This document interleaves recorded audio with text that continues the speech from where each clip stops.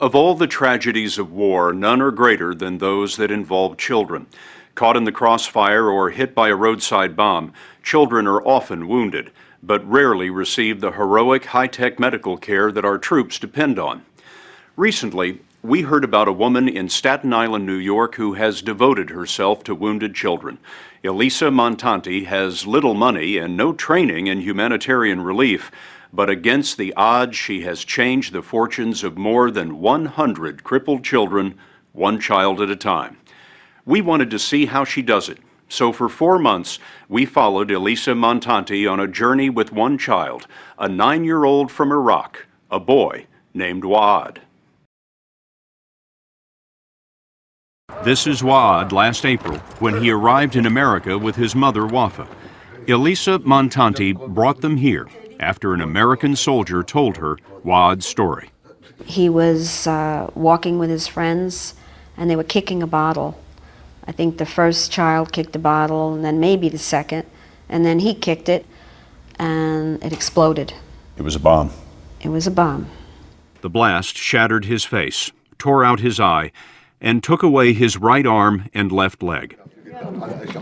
Waffa would receive treatment for all of those wounds from a network of volunteers and charities that Elissa Montanti has recruited one by one over the last 15 years. Waffa's first stop was at the Shriners Hospital in Philadelphia. Shriners has 22 hospitals that provide free care to burned and crippled children. Oh, you are so strong. Very good. Waffa pushed through physical therapy to strengthen his muscles. You're going to be Superman.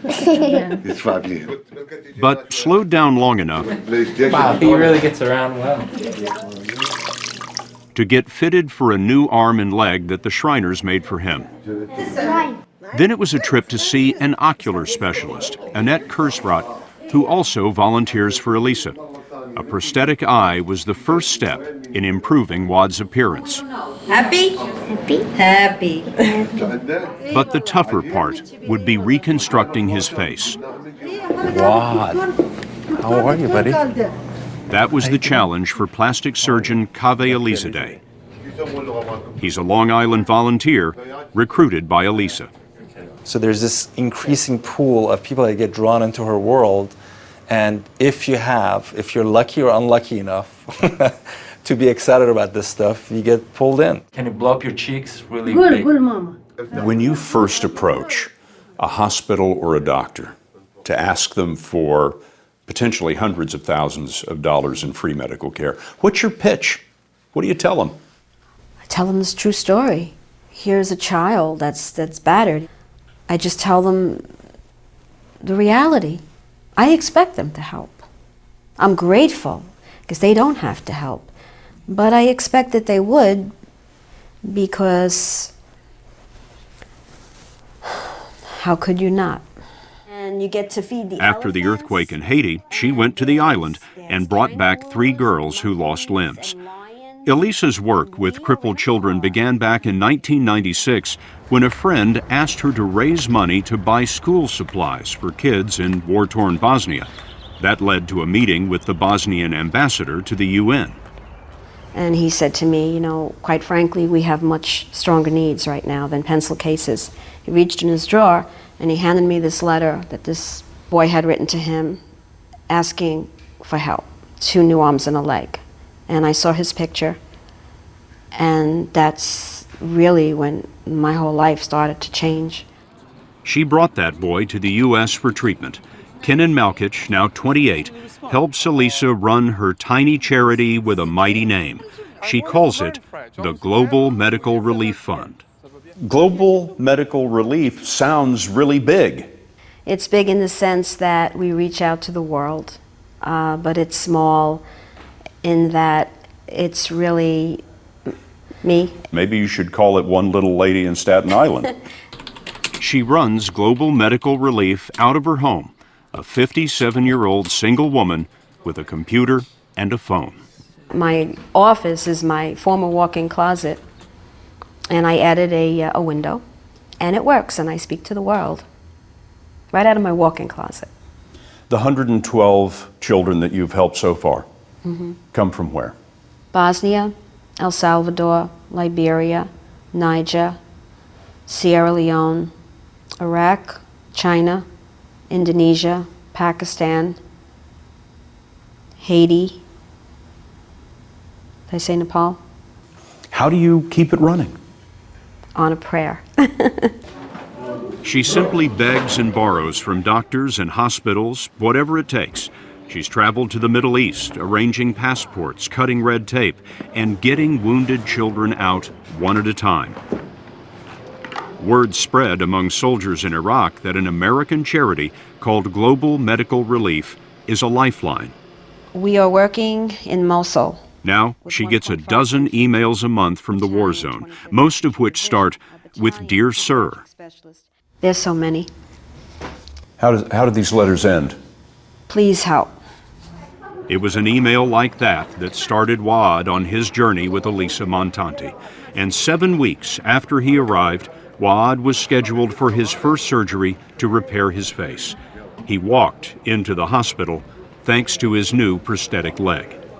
When you first met Miss Elissa, do you remember what she told you that she would do for you? He said they will help me to make surgery and fix my arm, leg. And make you whole again. ويقول لك يعني تصير حلو يعني بعد ترجع طبيعي.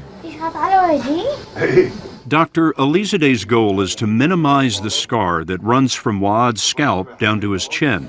The surgery was done at North Shore University Hospital, which donated its facilities. I love you, Wad. My plan today is to go ahead and expand the skin surrounding the scar, putting a sophisticated tissue balloon underneath the skin where the skin slowly stretches over time.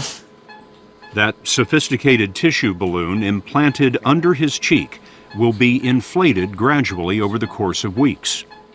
So over time, you're going to stretch his skin out, essentially creating new skin. That's right. And then you're going to cut the scars out and move the new skin together. I hope so. That's the plan. What's the best you can hope for? My goal with Wad is that the defects that he has will not be noticeable when he becomes a young man. And you have a great deal of confidence in that. I do. But Wad's appearance would have to become much worse before he had a chance to get better. During his time here, Elisa arranged for Wad to live alongside the 3 Haitian girls in temporary housing, a Jesuit retreat on Staten Island. Together, they formed a family. Kids who didn't speak the same language, helping each other through a painful experience. What is coming around the bend? Even with all the free care, Elisa spends about $50,000 a year on plane tickets and expenses. She raises it from donors, including Richmond County Savings, a Staten Island bank, but sometimes it's tough going.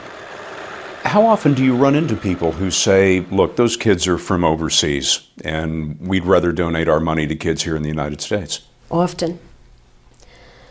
It's a big problem for you? I've gotten hate mail.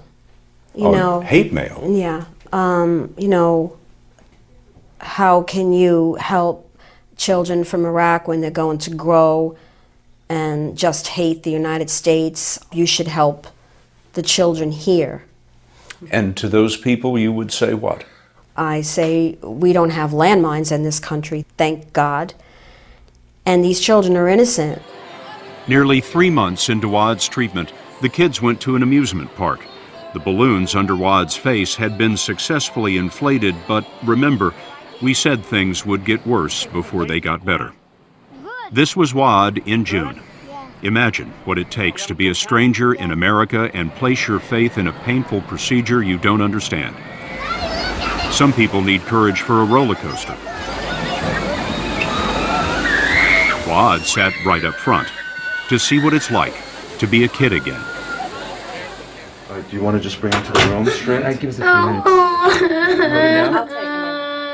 minutes. 2 days later came his final surgery. What? No pain. No pain.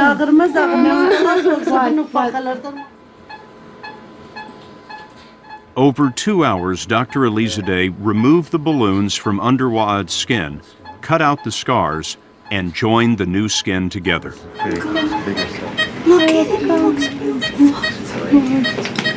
Plastic surgery requires months of healing, and in recovery, Waad had a long way to go.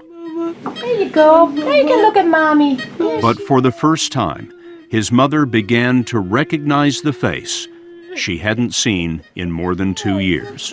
Happy, be happy, okay?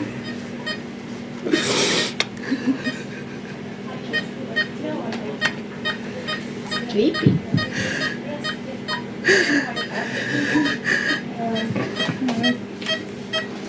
Thank you so much.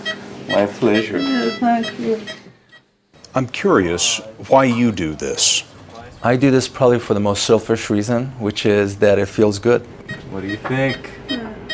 Well, my charity is very personal. It becomes a global family. All these children, I say my children so often because I feel that they are. I love all of them. It's more than just an organization that is giving a child a leg or fixing his face. These children go back as little ambassadors, and they tell their town, their village, who say how wonderful the American people are. In early August, Waad had one more checkup with Dr. Elisa Day. Look at this face. He looks so much better. Aren't you handsome? Waad, you look so good. His scars will continue to fade over time, but this isn't the end of Waad's treatment. The plan is for him to come back from time to time for touch-ups as he grows older. He's got a smile back. He's got a smile. And I think he understands more English than he used to understand. Yeah. Yeah. There you understand a lot of it. 4 months after they arrived in America, Waad and his mother headed home to Iraq. Hard to say goodbye? Very hard. I cry all the time. You must worry that you won't see him again. I do, because it's always that worry, what if? You know, what if something happens while they're in Iraq? What if I can't do this anymore? A few weeks later, we checked in on Waad back in his neighborhood in Iraq. That's him in the red shirt. We found the boy who'd been disfigured and left to hop on one leg was back with a smile and a pretty solid kick. Go to 60minutesovertime.com to hear from the first child Elissa Montanti ever helped.